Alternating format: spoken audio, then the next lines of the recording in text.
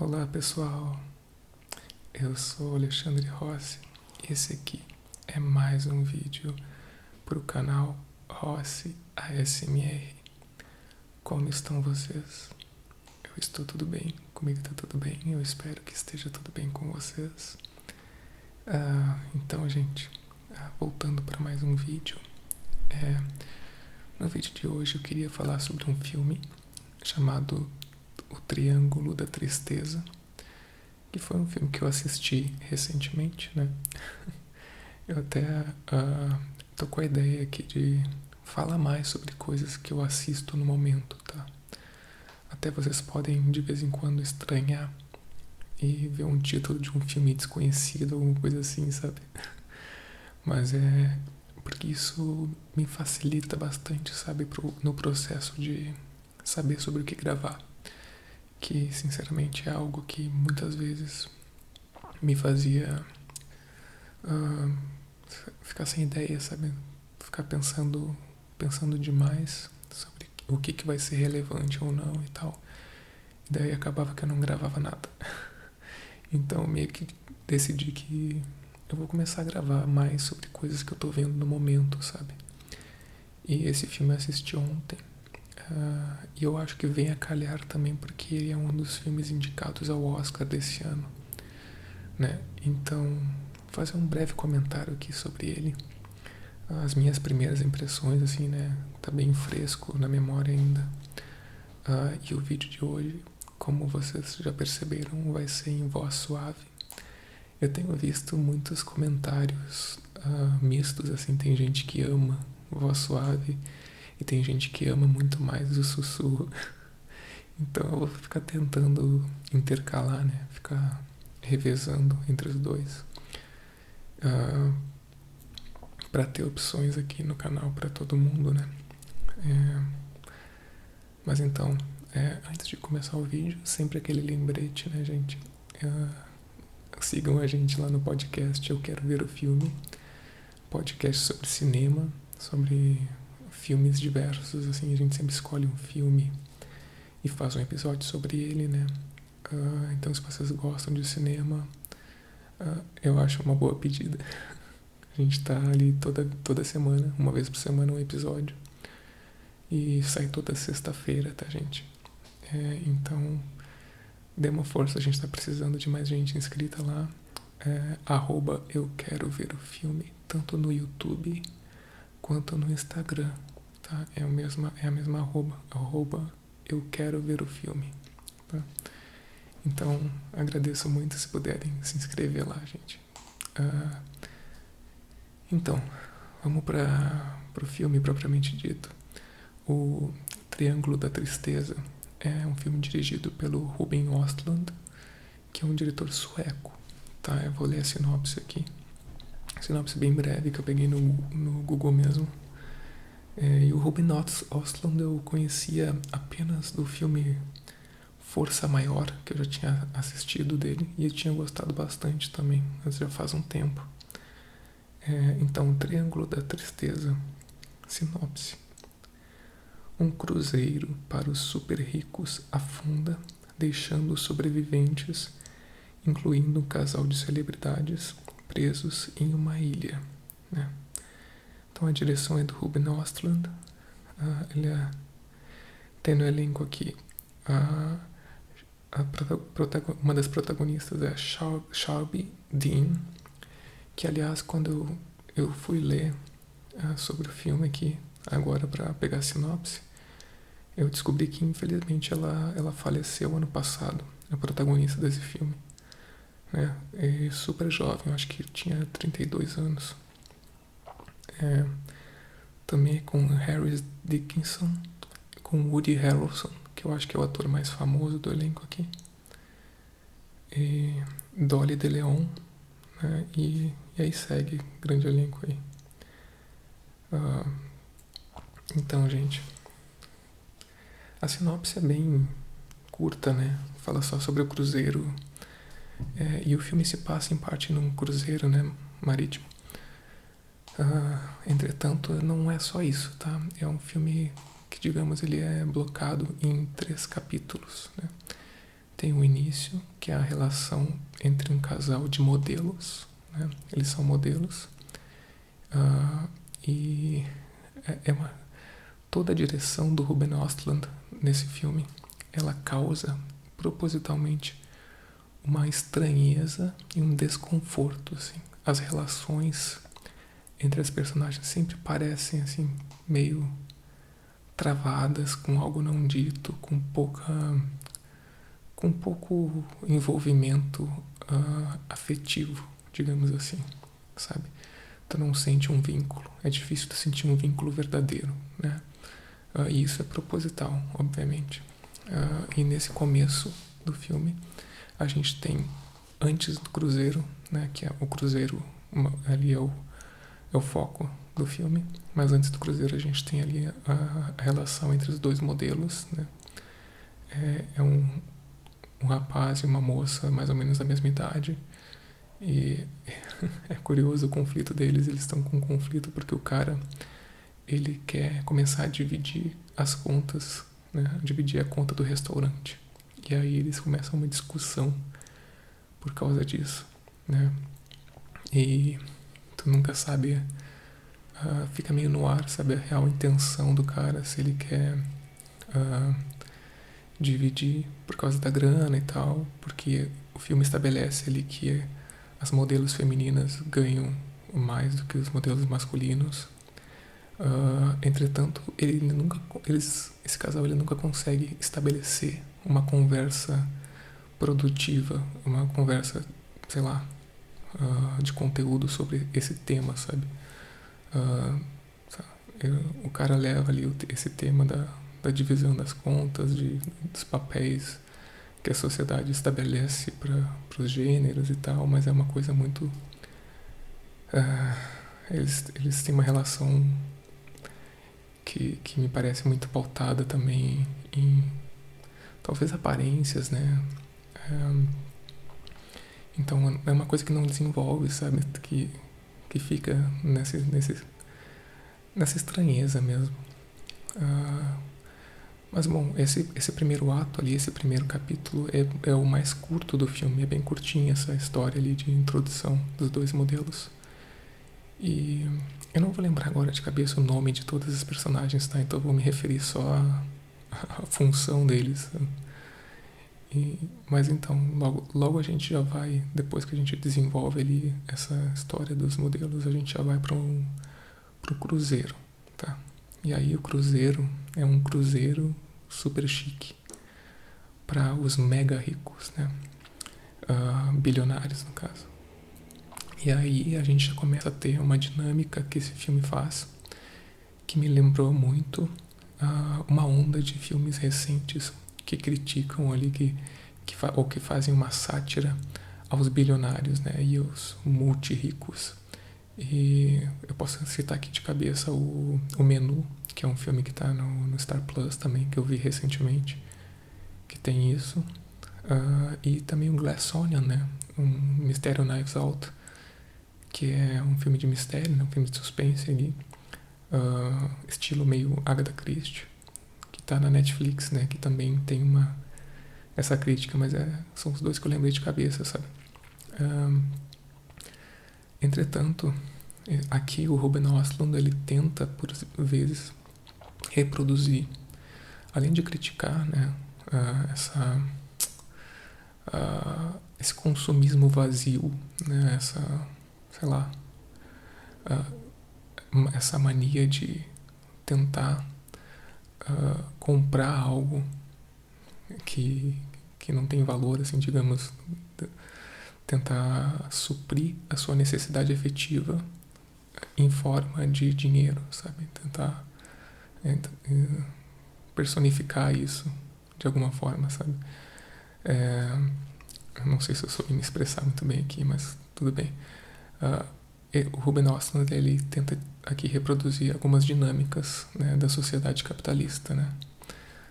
Como a exploração do trabalho, né, e as lutas de classe. E nesse cruzeiro eu achei muito interessante, assim, a dinâmica. Para mim, a minha parte favorita do filme é a parte do cruzeiro, que se passa dentro do barco, tá?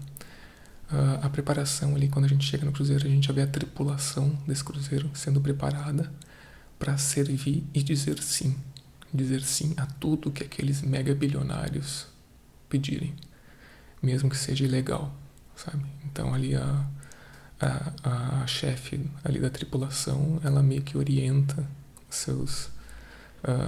o restante da tripulação nesse sentido, sabe? Então, estamos aqui para dizer sim a tudo, né?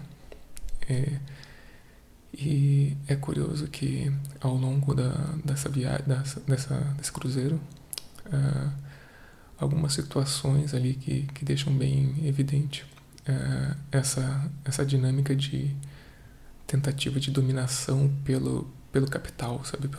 Por ter mais dinheiro, na forma de por exemplo, uma pretensa empatia, sabe? Alguns personagens ali, os ricaços, eles tentam fazer com que a tripulação se divirta, né? Porque eles querem, sabe? Um exemplo é quando uma das passageiras ali diz para quase que obriga uma integrante ali da tripulação, uma das atendentes ali do cruzeiro, a tomar um banho de piscina e relaxar. Ela diz, não, tu vai tomar um banho de piscina aqui, tu vai relaxar aqui na jacuzzi. E daí a moça, ela fica toda sem jeito e diz, não posso. Daí a senhora diz, não, mas tu vai me dizer não? Daí a moça ali, lembrando que ela tem que dizer sim, diz, não, ela fica sem graça e diz sim, sabe? E isso acontece mais algumas vezes, essa dinâmica. E então é curioso, né? Porque é uma coisa que, tipo, a pessoa pensa, digamos, entre aspas, em fazer o bem. Não, que bem é esse, né? Mas tu tem que te divertir, né? Tu tem que aproveitar a vida, né? Só que ela tá fazendo isso para si mesma, na verdade. Para se sentir bem com o próprio ego, né? Se sentir bem, olha só, sou uma pessoa boa, estou fazendo essa pessoa se divertir. Sendo que, tipo, que tipo de empatia é essa, né? Que tu não considera a vontade ou a liberdade ali, o livre-arbítrio ali, a vontade da outra pessoa. Tu tá, tipo, forçando ela a, entre aspas, se divertir naquele momento, né? Então é uma coisa de... Eu lembrei de como alguns sentimentos e frases, elas viram marcas, né? Como, por exemplo, a empatia, né? Tipo, a empatia é a frase, é a palavra do momento. Então, eu quero estar associado a isso, vou fazer uma atitude empática para estar associado a isso, sem pensar no que isso realmente significa, né? Sem pensar no que isso, sei lá, na aplicação, no que isso é de verdade, né? E apenas se preocupando com o que isso aparenta, né? A sustentabilidade é outra palavra que é muito utilizada assim, que tipo, pode muito virar uma marca, ser explorada como uma marca, ao invés de ser pensada, né, como ela realmente é, no seu sentido, sabe? Porque não faz sentido, sabe, tu querer criar uma relação empática sem perceber o outro, né? Não, é um contrassenso. E isso acontece muito nessa dinâmica do cruzeiro ali, né? Esse cruzeiro é curioso, assim, tipo, eles começam numa boa e tal, sendo atendidos ali. A gente é introduzido a vários outros personagens. Tem um casal de senhores idosos que trabalham com produção de armas e bombas, né, granadas. Tem um bilionário russo que é totalmente capitalista e trabalha com venda de fertilizantes. Então tem vários personagens, né? E eles vão sendo explorados, né? E a gente é apresentado também ao Woody Harrelson, que é o capitão ali do cruzeiro, e ele é comunista, ele é ou marxista, como ele se define ali no filme. E ele é estadunidense, né? E ele tem um diálogo com o bilionário russo, né, que eles começam a discutir, lançar frases, um defendendo a sua ideologia. Em certo ponto, o cruzeiro começa a balançar, literalmente, né? As águas, o tempo começa a virar, começa a balançar demais o barco, né? E o Ruben Östlund, nesse momento, começa a trabalhar com a câmera fora de nível, né? Com Dutch angles, que a gente chama, câmera fora do nível horizontal, né? E isso dá uma sensação maior ainda de desequilíbrio, né? E aí é a parte mais engraçada do filme, que as pessoas começam a vomitar desesperadamente, né? Aliás, me desculpem, eu esqueci de colocar de novo, eu sempre esqueço de colocar um aviso de spoilers no começo do vídeo, tá? Então, teremos spoilers aqui. Já estamos tendo, desculpa, gente. Mas bom, as pessoas começam a vomitar porque o barco está balançando demais. E as coisas começam a vazar, as coisas, digamos assim, as privadas, e começa a virar uma nojeira total, assim, um desespero naquele barco, né? E é muito curioso porque me dá a nítida sensação de que é a podridão interior, né? Aquele vômito se simboliza uma certa podridão interior sendo externalizada, né? Pelo menos foi a minha leitura ali, né? E isso é extremamente cômico, né? Ver bilionários se dando mal é cômico. E, bom, até que um certo momento, uma das granadas desse casal de idosos que eu falei que produz, que o cara ali trabalha com produção de granadas, ela acaba explodindo, né? E e o barco, a gente fica subentendido, não mostra exatamente o naufrágio, mas fica subentendido que naufragou, né? E algumas pessoas conseguiram se salvar dos passageiros ali e da tripulação. Eles conseguem se salvar e vão parar numa ilha, né? Uma ilha tipo sem nada, aparentemente inabitada, né? Tipo a ilha do náufrago, já viram um náufrago? É uma ilha que não tem, sei lá, não tem quase nada. E aí nessa ilha a gente tem o terceiro ato ali, o terceiro capítulo,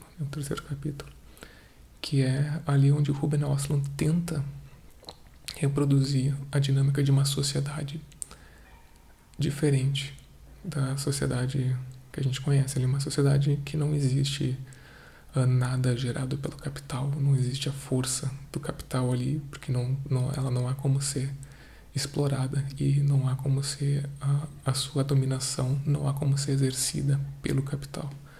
Então, o que acontece? Ali a gente vê que uma das integrantes da tripulação, ali uma das integrantes que é no cruzeiro, ela era camareira.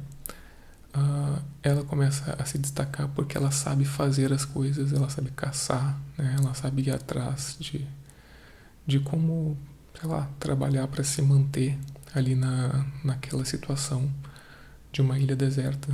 Deserta não, uma ilha inabitada ali, né? Que só tem a natureza. Então ela começa a liderar e ela se estabelece como a comandante ali, como capitã, não lembro exatamente a palavra que é usada. E aí, nesse momento, assim, nesse terceiro ato, o Ruben Östlund tenta, né, lançar um olhar de como seria essa sociedade, né, e também fazer uma crítica ali em como funciona a exploração do trabalho ali, tipo, de pessoas que vivem da exploração do trabalho alheio, né, e tipo, quando são postas nessa situação, né, de não poder exercer isso, não conseguem, né, não conseguem sobreviver, não conseguem, né, lidar com isso. Mas eu vou ser sincero, esse terceiro ato ali, esse terceiro capítulo, pra mim o filme dá uma caída, sabe? Pra mim o forte do filme é o segundo ato, o segundo capítulo, né, do Triângulo da Tristeza, que é o capítulo no barco, porque esse capítulo final ali da ilha, me parece que faltou um pouco de dinâmica, faltou um pouco o Ruben Östlund. Se ele queria se propor a reproduzir essa dinâmica dessa microcosmo de sociedade, eu acho que poderia focar mais nisso. Ele muitas vezes arrasta algumas cenas ali que não dão tanto esse tom, né, do que é essa dinâmica. Tá, em alguns momentos sim, em alguns momentos ele mostra ali, por exemplo, os bilionários tentando caçar e tal. Mas, sei lá, eu achei, fiquei com uma sensação de que faltou alguma coisa ali, faltou talvez ritmo, talvez eu gostaria de talvez um pouquinho mais de ritmo nesse final. E talvez porque eu tivesse com sono também, quando eu assisti tarde. Então, talvez eu tenha que rever esse final do filme. Mas claro, a proposta tá ali, né? Deu pra entender. Bom, e depois eles acabam descobrindo ali. Eu não vou entrar também no spoiler final do filme, mas eu acho que o principal já foi dito aqui. E é isso, cara. São 3 atos. E fala muito sobre a dinâmica da sociedade capitalista, né? E critica essa dinâmica, né? Não é um olhar distante, né? É um olhar com posição ali, né? Me parece que o filme ele se posiciona, isso é interessante. Isso eu gostei do filme, assim. Vou dizer que provavelmente não é o meu filme favorito desse Oscar, mas eu acho que é um filme que tem boas cenas, que tem boas reflexões ali. É bem engraçado o filme, em certo momento ele até se torna uma comédia, né? Dá pra ser encarado como uma comédia dramática. E fica a recomendação aqui. Ele tá na Prime Video, tá, gente? E se vocês têm acesso ali a Prime Video, eu acho que vale a pena. São 2 horas e 20, eu acho 2 horas e 20 e pouco. E bem interessante. Então é isso, gente. O vídeo de hoje fica por aqui. Espero que vocês tenham gostado. Se vocês gostarem, deixem um like, se inscrevam no canal. Eu tô esquecendo de pedir, mas se inscrevam no canal, deixem um gostei, né? Comentem aí se vocês gostaram do vídeo. E a gente se vê no próximo vídeo, gente. Uma boa noite de sono, um bom relaxamento e até a próxima. Tchau, tchau.